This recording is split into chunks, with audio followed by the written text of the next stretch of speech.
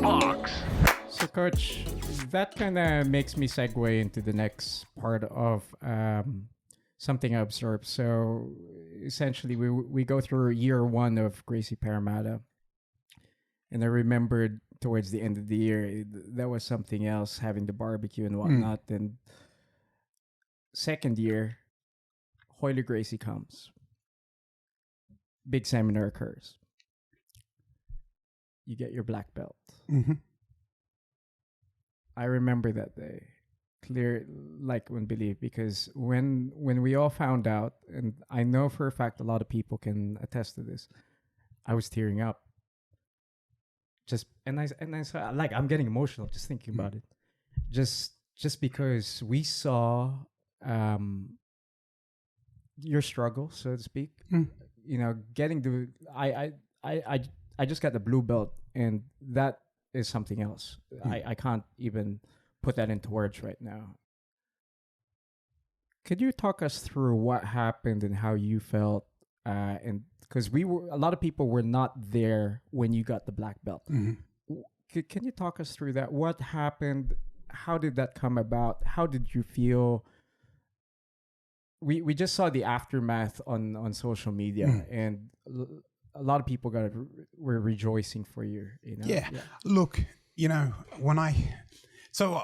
it come, I think it was a Wednesday, and Hoyle Gracie was in town as well, and we have a black belt invitational class where all the, you know, I think black belts, black belts and purple belts up. Okay. You know, anybody that's, you know, involved with higher, you know, and, you know, we all started rolling, and after the roll, we all lined up, and, you know, my professor Bruno and Hoyle were there, and I'm just standing there, and all of a sudden, you know, because the night before somebody else got a black belt, you know, and I think somebody else as well. And I was thinking, oh, goodness, I'm not going to get my black belt. You know, I think Bruno's probably going to leave, and, you know. And all of a sudden I'm standing there, and Bruno yells out my name. He started talking about me, and then he said, oh, yeah, he pulls out this black belt. And he goes, wow.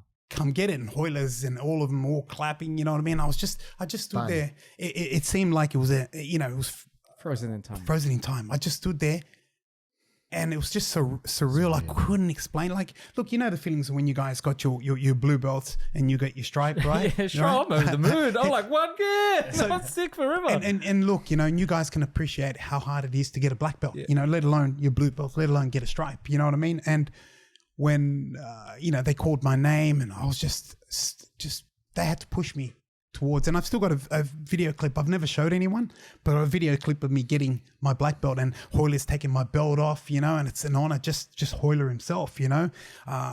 You know, his father is the person that we bow to all the time, you know what I mean? Yeah, Hoyle Gracie. You know, it was an amazing feeling, you know, and then Hoyle took my belt off, and Bruno put it on. He gave me a hug, and he said, mate, you deserve it. And it was really nice. You know, I thought I wasn't going to get it for a long time, you know, but when it happened at the right time, and it was really humbling for me to get it. I got it, and I was over the moon. And then the funny thing is, as soon as I get my black belt, I go home, have a bit of a nap, and then I'm cleaning. I go back to my cleaning business, you know what I mean? Back to norm. You know, and that was just, this is my life, you know what I mean? And it was humbling. And then that night I got a really nice call from Bruno. We had a bit of a chat. He was very nice in what he said to me and stuff, and I really appreciated it. And he always said to me one thing: the black belt will reveal your true character, who you really are, you know. And I never understood that, you know, until having words with Bruno. And he says, you know, sometimes the belts bring out your true character. You know, certain people think that they deserve it. They think they're, you know, what you think and what your professor actually thinks is two different things. Yeah. You got to understand, he's got a different mindset, and I know, because I'm the guy that awards belts too. And I've been in that position where there's a reason why they give you your belts, you know, how and why and when they decide to give it to you. Not when you think you're ready, it's when they think you're ready. Yeah. And when you know, it's not just about it. You can be world champion and stuff, but if you're a shitty person, shitty character, mate, nobody wants to give you that, because it just adds to your arrogance. You know what I mean? Where you think you're entitled. Oh, I'm entitled to. You're not entitled to shit. Yeah. Okay. You're entitled, you know, when the time is right, and when the coaches see that you're doing the right things, you know, and the right thing. It's not just submitting everybody. It's how you are as a person, as an individual. You're representing that the Gracie logo, you're representing that family. Yeah. And if you're a shitty human, nobody wants to give you nothing. You're in the wrong gym. Like I said, even at my gym, everybody's good people, and I'm fiercely protective of my gym, of the culture of the gym. If I see you're a shitty person, I'll tap you on the shoulder and beat it. Yeah. It's true. It's if I see that and you know what I mean, I'm very protective, because all you need is a rotten food to spoil it for the dozen. And getting back to Eric's thing, it's just like I said, it's very humbling just to get my black belt. And it meant a lot to me, because I was a brown belt for a couple of years, for a long time, and it was just nature taking its course, and I'm humbled to get it. So. No, not to my end. Now, we were just discussing this earlier on, right? To me, as I said, that brown belt or black belt from Jason and George, to me, there was nothing. When the reason I became a part of Gracie is because of the attitude, and the right word is the love that they give to the people. Because as I said, you could be the world champion black belt, but if you are stubborn and bad to your student, you won't grow. Look, man, that's the belt didn't say anything to me, because to me they're already they're higher belts by the end of the day, right? Yeah. So the respect, the right word is the respect. And as I said, by the end of the day, they given that to us. George, Jason, they're always gonna be there. They've always, doesn't matter if you're a newbie, doesn't matter if you've already been so long a BJJ practitioner or whatever practitioner. They're always the self-respect that they given. That's why I always keep coming back. The belt was just an extra, because it's like any black belt could teach, but do they have the character to be affectionate, to put yourself in their shoes? Look, that's the difference. In other words, don't show me how much you know, show me how much you care. Do you know what I mean? And I think that's pretty much what Darius is trying to say. Yeah. And look, I think everything happens for a reason. Do you know what I mean? Like, I know things happen for a reason. We're all meant to be here where we are right now for a reason. You know what I mean? And for example, I actually enjoyed, I looked at, everything's perspective. It's how you look at it. I knew I was a brown belt for a long time, but it didn't bother me, because you know what? The positives to that, and I've never really told people, is it's very simple. It's good for my students to see me as a brown belt, and then to see me get my black belt. Yes. Do you understand? You guys will always remember me as a brown getting my black belt, because then that makes it more achievable for you guys too. A lot of times you inherit coach that's already a black belt, so you never really got to see his struggles. He struggled to get to where he is, but with me, you got to see me as a brown belt. You know what I mean? And me and George, and then we both got our black belts. You know what I mean? Let's just put it out there. I got it first. No. Bragging rights, but that's all right. I love you, George. Right. So you are here right now. You're a black belt. You've done a lot. You're still doing a lot. What kind of person were you? Like you said, you struggled when you were younger, right? What sports were you into? I want to know what kind of where. Look, from a young age, I've always been very athletic. You know what I mean? It's just in my DNA. My dad's the same. And I get my genes from him. And look, being young, I started playing soccer. I went from soccer, and I've always loved the fighting arts. I've always loved Bruce Lee. My brother first introduced me to Bruce Lee, brought him a VHS tape. Yeah. And he put it on. I could have been 7, 8, and I thought I was Bruce Lee. I used to have those happy slaps, those Bruce Lee Asian shoes. Yes. Everyone seems to. And I used to think I was Bruce Lee's making all all that stuff, And I've always loved it. And then I went through the period, went from Bruce Lee to the Chinese movies to actually doing kickboxing via Van Damme. I was influenced by the Van Damme movies, blood sports and stuff. And then you got into Muay Thai. I moved overseas for about 3 years, did Muay Thai there. I fought a little bit here, and then I came back, did the same thing here, and I've always loved fighting. And then I remember a friend of mine, Ian Schaefer, you guys know him. Ian Schaefer, yep. Yeah, a person that was ahead of his time, unfortunately. He fought in Japan in Pride and all his stuff. Like, he was an amazing guy, and we grew up together. He was a troublemaker, but made he come good, and I respect that. And he was the guy that came in and showed me all his videos and stuff, and he goes, mate, check this out. And he was showing the choke video on Hicks and Gracie choke video, and I went, what's this? He goes, Brazilian Jiu-Jitsu. I said, what? Brazilian? I've got a bit of a Portuguese connection with them. I said, sweet, let's do it. And then he told me where to go, and I went looking. I couldn't find it. I eventually found a place, and man, and the rest is history. And that's pretty much how, I just fell in love with jiu-jitsu, and I love Muay Thai, I love the kickboxing, but I knew I couldn't get punched in the face for too long before I started forgetting Rica things. Suave. Yeah, man. It surprises me because you said that you love the Paramount Eels, right? Yes. So I 100% thought you would have been like a halfback. I had heaps of questions about you really? rugby league. I was like, no, nothing. It's just I just grew up with where my family's from, Timor, East Timor. We're Portuguese, Timorese. We're a fruit bag, you know what I mean? And we just grew up with the soccer culture. Yeah, and okay. when I came to Australia, I came to Australia in 81. I was 5 years old.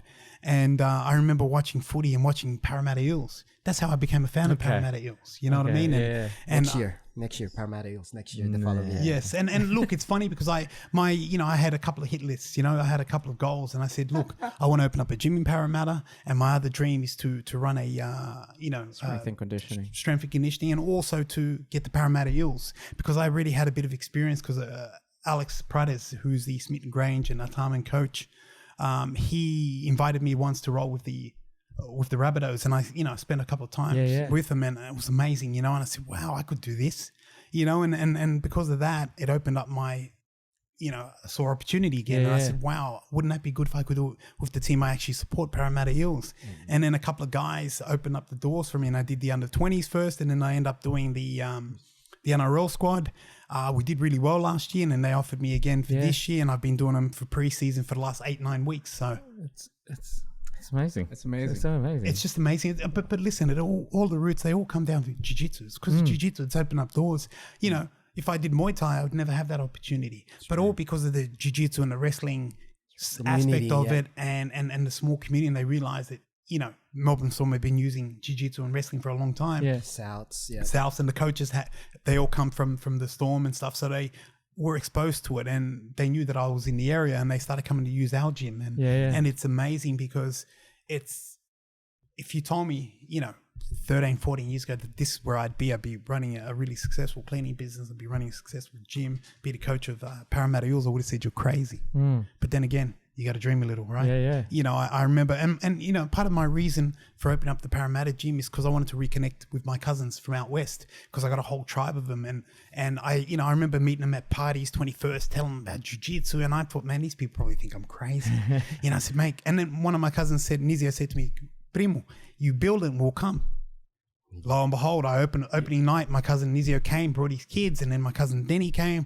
And then the whole tribe, next I've got about 20 members that are training whole there. Family. All nephews and nieces, you know what I mean? And they're all from the Rosa family, they're an amazing group.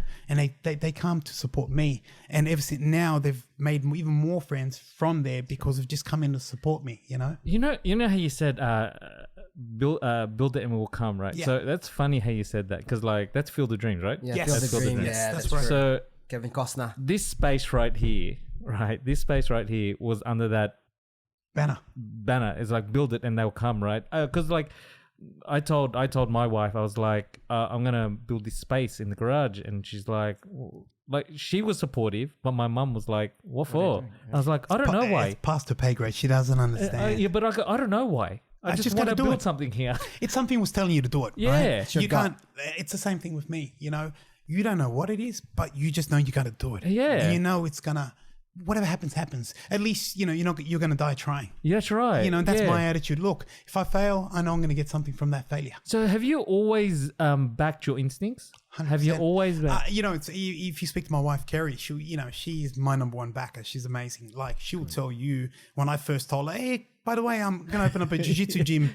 She goes, no, you're not. I go, yes, I am. She goes, where? Parramatta. She goes, you're dreaming. I go, yeah, you got to dream a little. Yeah. And she wrote a really funny post about when I opened up the gym, and it's exactly what she said, you're dreaming. And I said, you got to dream a little. Yeah. And she goes, who would have thought that this guy with his crazy dreams would go out and achieve what he's achieved?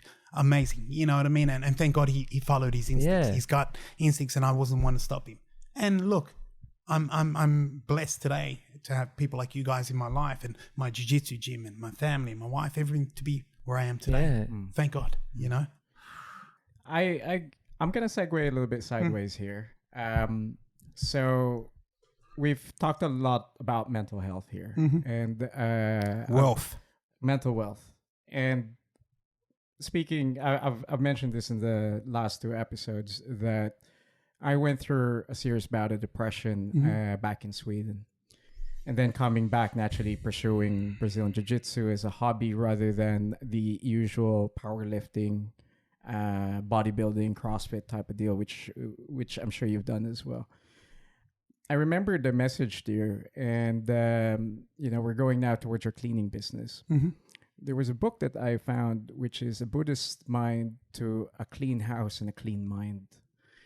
And I've been a big proponent for that for a long time. And that got later reaffirmed with Jordan Peterson's book, where there's a rule there that says, set your house in perfect order before you criticize the world.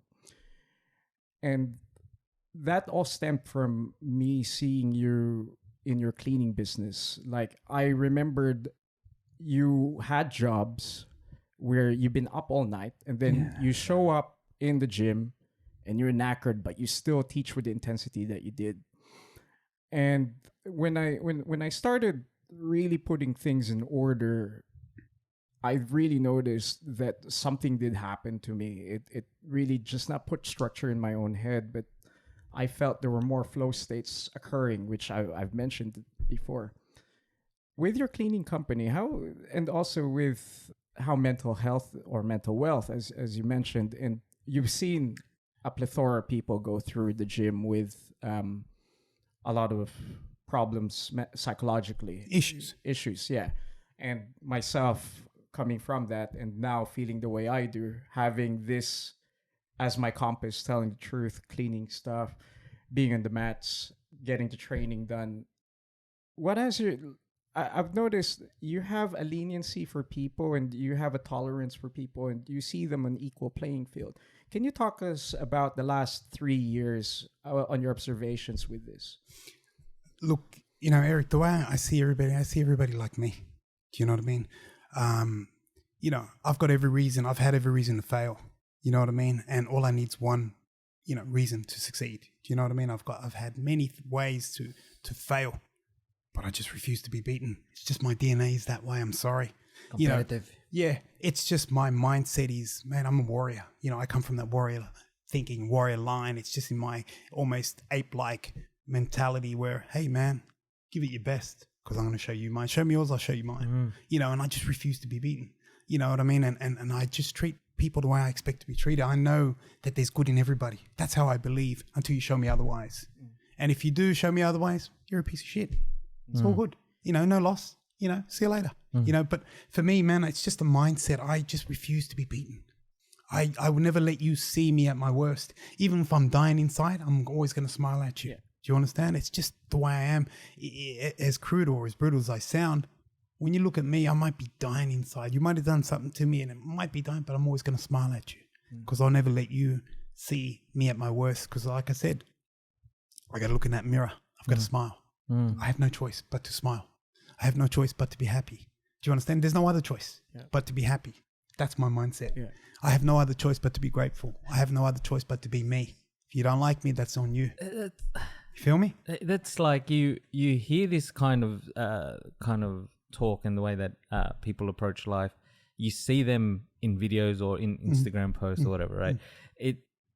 When you see a breathing, living person actually doing it, Jason, as yourself, right? You're like, man, you don't know what to do. Like, you're just like, shit, we just got to go. Let's go.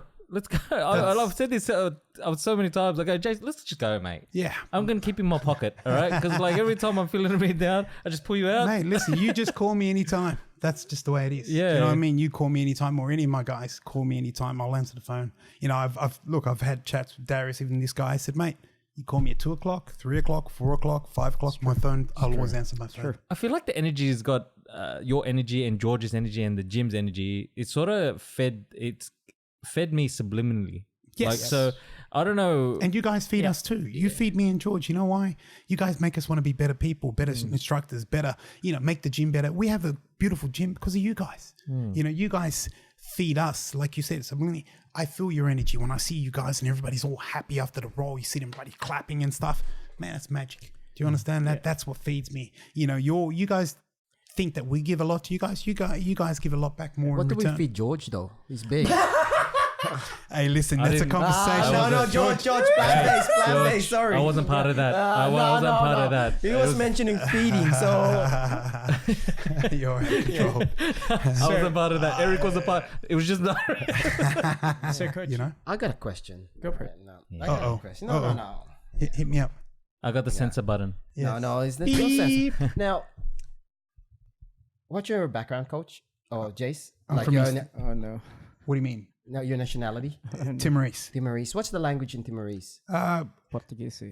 We official language Portuguese. That's official. Yeah, So is but- there another dialect? to Yes, it's called Tetum. Tetum.